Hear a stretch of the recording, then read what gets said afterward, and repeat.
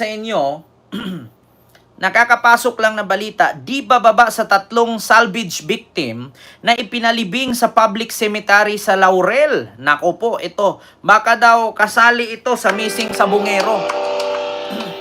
Ma'am Luz Biminda Cruz, Hilo po. Magandang gabi po, Luzon, Visayas at Mindanao. Bukod sa Taal Lake, sinusuyod na rin ang isang sementeryo sa Laurel sa Batangas. Kaugnay ng paghahanap sa mga missing sa Bungero, ilang butong hinihinalang mula sa tao ang nahukay. Ayon kasi sa isang sepulturero, may nagpalibing sa kanya ng mga salvage victim na natagpuan sa magkakahiwalay na lugar. 3 o 4 na taon na nakakaraan. Nako! Ayon sa sepulturero, ang tawag doon, actually mga kababayan, pasensya na po kayo kung ako'y medyo bulol sa pagsalita kasi hindi ko alam kasi mga malalalim na yung katulad sa cameraman, mangingiyot. Anong tawag diyan? Sepulturero ba? Ang tawag diyan yung tagalibing? Meron daw 3 salvage victim na 4 years nang nakaraan, no, or caretaker ng sementeryo, ni pinapalibing daw sa kanya sa iba't ibang lugar, si Paul Torrero. Ayan, sabi ni Ma'am Roselyn Ramos. Si Paul Torrero, na inutusan daw ilibing. Ito po. Hindi po bababa sa 3 labi ang hinahanap. Live mula sa Laurel, Batangas. Nakatutok si Ian Cruz. Nako. Ian.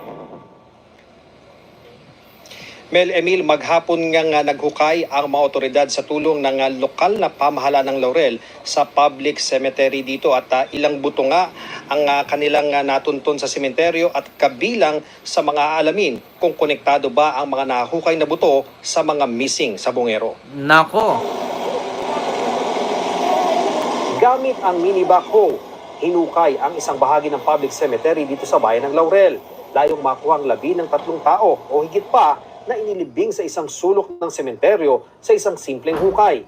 Mag-aalauna ng hapon, may nakita ng mga buto na hinala ng otoridad ay buto ng tao. Nako. Ayon kay Justice Secretary Jesus Crispin Remulla, konektado ito sa paghanap sa mga nawawalang sa Bungero. There were some victims found in 2020 that were just buried by the police because nobody claimed them in the funeraria. We are exhuming them now. We are setting up the DNA bank that we need to set up because precisely of those people who are missing.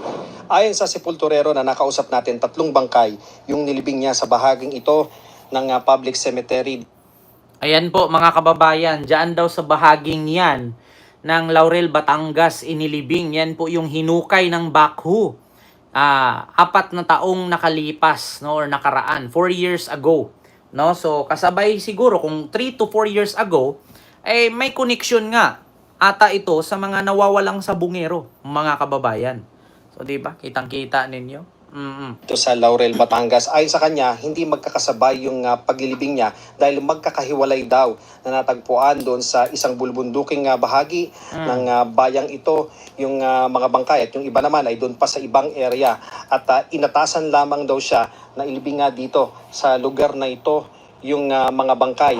Yung iba yung pabuntok na yan. Saan pong lugar? Sa mga tamayong yan, mga sagubat.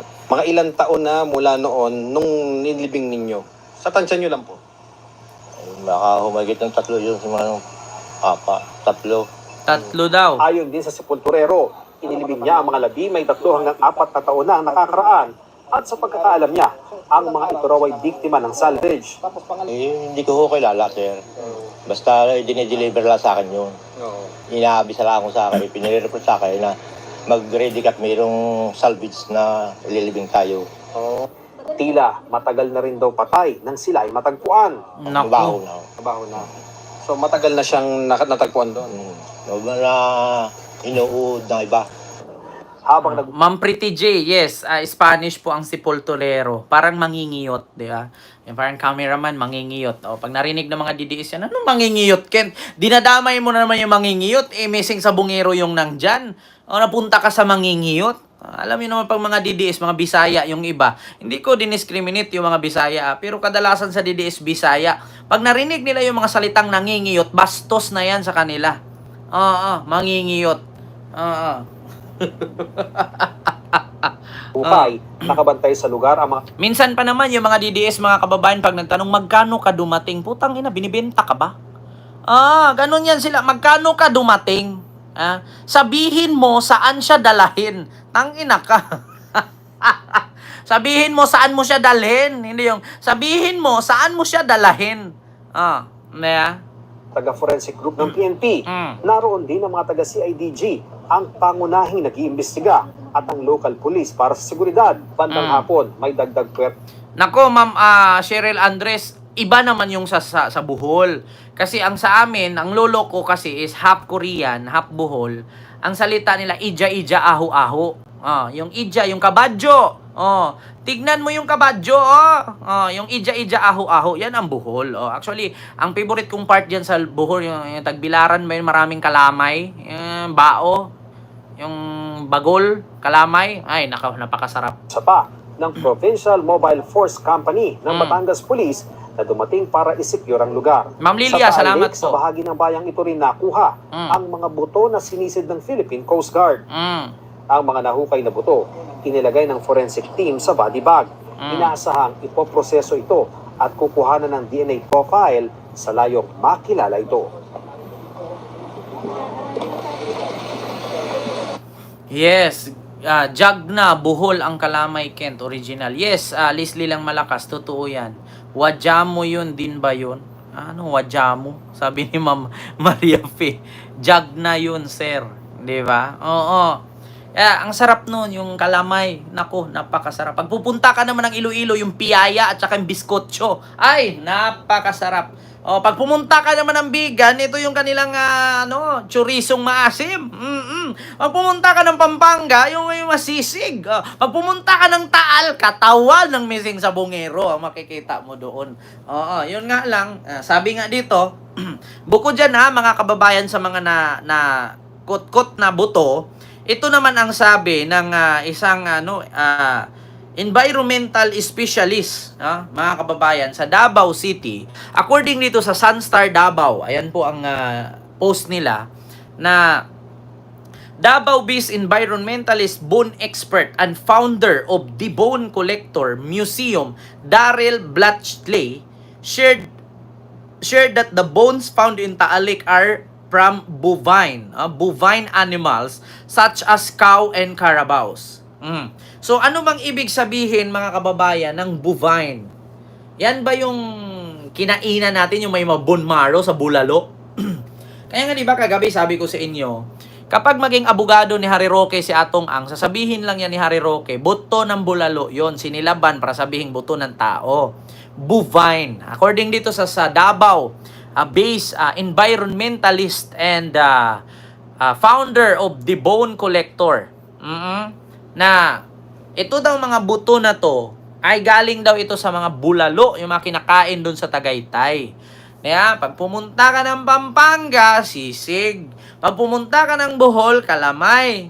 Pag pumunta ka ng Iloilo, piyaya at biskotso. Pag pumunta ka ng Taal Lake, ang makita mo doon bovine, buto ng bulalo. Diba? Kaya, sa totoo lang mga kababayan, actually po sa Jagna, Bohol ang kalamay, Sir Ken. Sabi ni Ma'am Judith Kutamura. Actually ma'am, yung lolo ko po, taga Maribuhok. Taga dyan po talaga. Dati, basta naikot ko yan, papunta kami ng Chocolate Hills, tapos nilakad ko yan, yung Bless, yung may highway dyan, papuntang Kyokyo, o Bikyo, Mall. Ay, nako, naikot ko yan. Punta dyan Tagbilaran. Ang daming sawa dyan. Bakit yung palengke nyo dyan sa Tagbilaran, ang daming sawa? Kung pwede nga lang, karnihin nyo yan. Ang sarap niyan. Lasang manok. Nakakain ako ng At dyan ako nakakain, mga kababayan, sa Bohol ng pinaklay na kambing. Karning kambing. Sarap. Ako, taga Ubay, Bohol. Sabi ni Ma'am Judith. Ang lolo ko naman, ma'am, taga Maribuhok. Hala, Kugon, Tagbilaran, sir, daghang ahas. Oo, Ma'am Kanji Official, ang dami doon. So may mismong palengke. Ay, nako. Sabi ko sa inyo, magugulat ka, minsan may lumagabog. Bitin, baksan. Baksan singlaki ng braso mo. Minsan singlaki ng hita. Okay lang sana kung si Sarah Mangampanya doon, mabagsakan isang buo. Kita niya. Kasi snake day ngayon year of, ang tawag daw. May tinatawag niya na Snake Day, AI Day, ganun ngayong buwan na to. Oo, daghang Bisaya diri karong gabhi una. Oo, Ma'am Cyril Andres, nako, ang daming Bisaya. Oh, yung iba nga diyan DDS eh. Oo. Pero wag kayong maniwala sa ibang DDS diyan kasi yan yung mga nagsasabi na sabihin nyo saan siya dalahin. Tang ina. Putang ina mo, Bongbong Marcos, Martin Romualdez, Lisa Marcos. Putang ina ninyong lahat. Gawa ganon. Si Sara yun. Ay, ambot.